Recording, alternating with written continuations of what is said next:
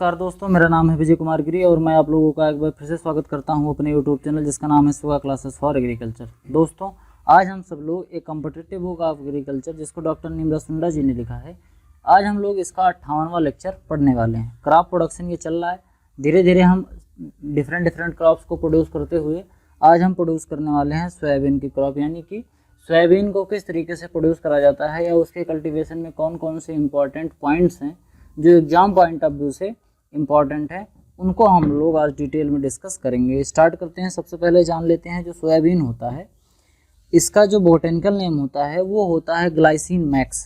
क्या होता है? सोयाबीन का जो बोटेनिकल नेम होता है वो ग्लाइसिन मैक्स होता है। Soybean is basically pulse crop but in India mostly grown as a oil seed crop.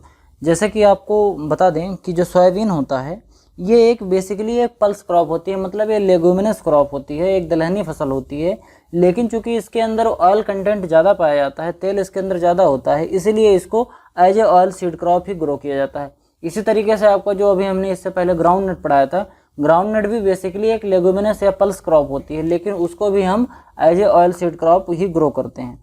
Known as wonder crop और येलो ज्वेल्स, इसको एक वंडर क्रॉप के नाम से या तो फिर येलो ज्वेल्स के नाम से, मतलब जिसको हम येलो ज्वेल या पीला आभूषण के नाम से इसको जानते हैं। World first rank crop as a source of vegetable oil. पूरी दुनिया में अगर वेजिटेबल ऑयल की हम बात करें तो सोयाबीन का ऑयल ऐसा वेजिटेबल ऑयल है जो सबसे ज़्यादा प्रोड्यूस किया जाता है। वेजिटेबल ऑयल में सबसे ज़्यादा प्रोड्यूस किया जाने वाला ऑयल जो है वो हमको सोयाबीन से ही मिलता है। Soybean is the major oil seed crop in the world, account of 50% of the total area as well as production.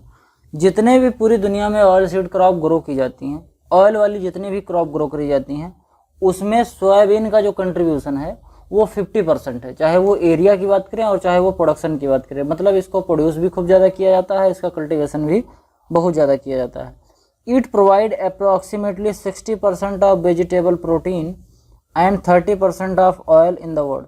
ये जो सोयाबीन होता है इसकी मदद से लगभग 60% वेजिटेबल प्रोटीन मिलता है। पूरी दुनिया में जितने लोगों को वेजिटेबल खाने से प्रोटीन मिलती है उसमें से जो 60% प्रोटीन है वो केवल और केवल सोयाबीन के कंजम्पशन से मिलती है। इसके साथ साथ अगर हम बात करें तो पूरी दुनिया में जो ऑयल का यूज होता है उसमें 30% ऑयल का यूज होता है केवल सोयाबीन ऑयल के रूप में। Content 42% protein rich in lysine and 20% oil. जो आपका सोयाबीन होता है, सोयाबीन के अंदर 42% के आसपास प्रोटीन होती है, बहुत अच्छा स्रोत होता है प्रोटीन का। इसके अंदर जो प्रोटीन होती है उसमें लाइसिन नाम की जो एमिनो एसिड होती है वो काफ़ी अच्छी मात्रा में पाई जाती है। इसके बाद अगर हम बात करें कि इसमें कितना ऑयल कंटेंट पाया जाता है, तो जो आपका सोयाबीन होता है, सोयाबीन के अंदर 20% ऑयल कंटेंट पाया जाता है। इसके अंदर 20% जो तेल की मात्रा है वो होती है। अगर हम ओरिजिन प्लेस की बात करें तो इसका जो ओरिजिन प्लेस है सोयाबीन का, ये चाइना माना जाता है। चाइना जो इसका है वो ओरिजिन प्लेस है। अगर हम बॉटनी की बात करें तो जैसा अभी थोड़ी देर पहले मैंने कहा कि जो ये सोयाबीन होता है ये एक पल्स क्रॉप है, और जितनी भी पल्स क्रॉप होती हैं सबकी फैमिली क्या होती है? लेगुमिनेसी होती है। तो इसकी भी फैमिली लेगुमिनेसी ही है।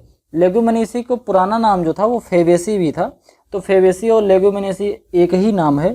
फेबेसी पुराना है और लेगुमिनेसी नया नाम है। इसका जो इन्फ्लोरेसेंस होता है, यानी कि फूल लगने का जो क्रम होता है, फूल लगने का जो एक तरीका होता है वो रेसीम टाइप का होता है, जिसको हम बोलते हैं पुष्पक्रम या इन्फ्लोरेसेंस। इसका रेसीम टाइप का होता है। इसका जो फ्रूट होता है इसको भी पॉड कहते हैं। पी का जो फ्रूट होता है मटर की फली, उसको भी पॉड कहते हैं। ग्राउंड नट की जो फली होती है उसको भी पॉड कहते हैं, और जितने भी बीन्स होते हैं उनका भी जो फ्रूट होता है उसको भी हम पॉड ही कहते हैं। Soybean is C3 and short day plant. आपका जो सोयाबीन होता है वो एक C3 प्लांट होता है और शॉर्ट डे प्लांट होता है। शॉर्ट डे प्लांट होता है, इसके साथ साथ ये एक खरीफ सीजन का प्लांट होता है, एक खरीफ सीजन की क्रॉप होती है। इसको हम खरीफ सीजन में ही ग्रो करते हैं। इसके पहले जो मैंने ग्राउंड नट पढ़ाया था वो भी खरीफ सीजन में ही ग्रो होने वाली क्रॉप है। अगर हम सोयाबीन की वेराइटीज़ की बात करें तो कुछ इंट्रोड्यूस वैरायटीज़ हैं जिनको यूएसए से इंट्रोड्यूस किया गया है। यूएसए में सोयाबीन की बहुत अच्छे अमाउंट में खेती होती है।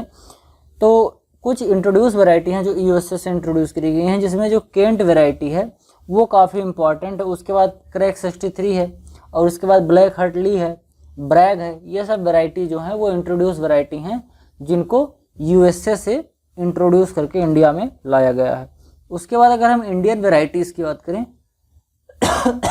तो इंडिया में एक वैरायटी है शिलाजीत, अंकुर, मोनाटो, अलंकार, पंजाब वन। ये कुछ वैरायटीज़ हैं जो इंडियन वैरायटीज़ हैं सोयाबीन की, जो इंडिया में डेवलप की गई।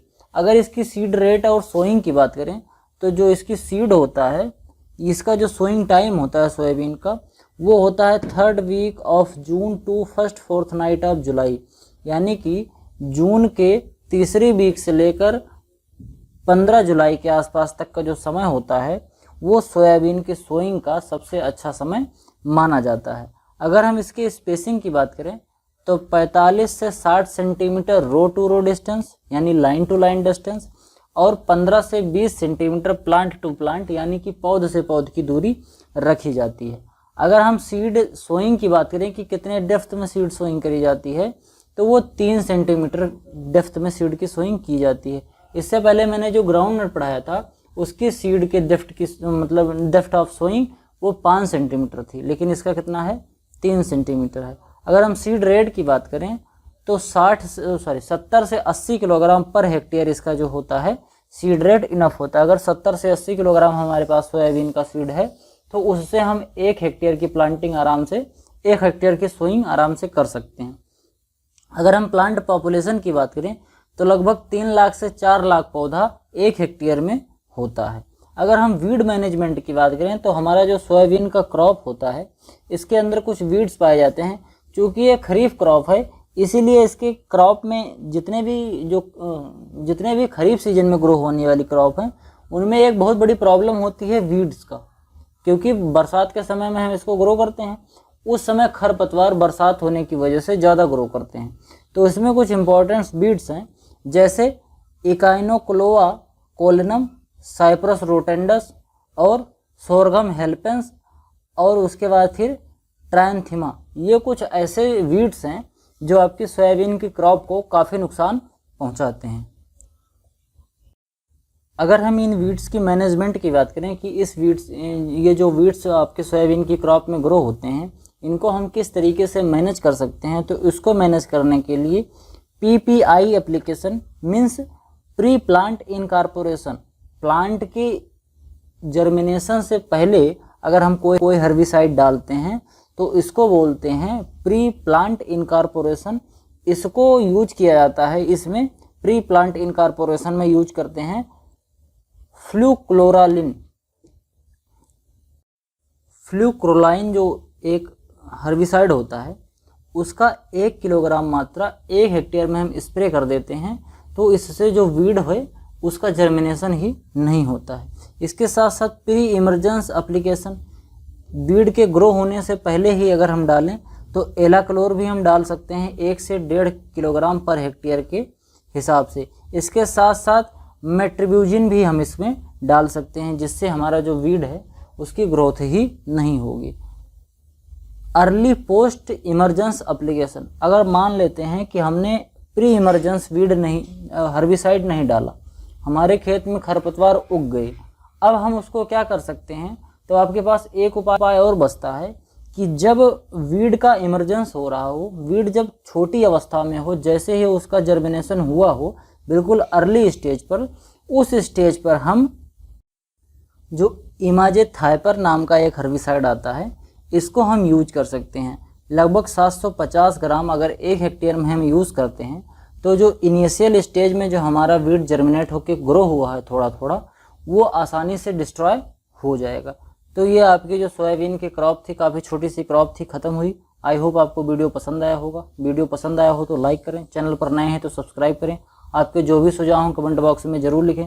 मेरा एक दूसरा चैनल भी है जो सही बात है नाम से है, डिस्क्रिप्शन में, आप वीडियो के डिस्क्रिप्शन में उस लिंक पर क्लिक करके उस चैनल को भी सब्सक्राइब कर सकते हैं। वहाँ पर मैं जैसे ही 1000 सब्सक्राइबर पूरे होंगे वहाँ मैं कॉम्पिटिटिव एग्रीकल्चर से रिलेटेड डेडिकेटेड वीडियो लाऊंगा। मिलते हैं तब तक दूसरे क्लास में, इजाज़त दीजिए, धन्यवाद।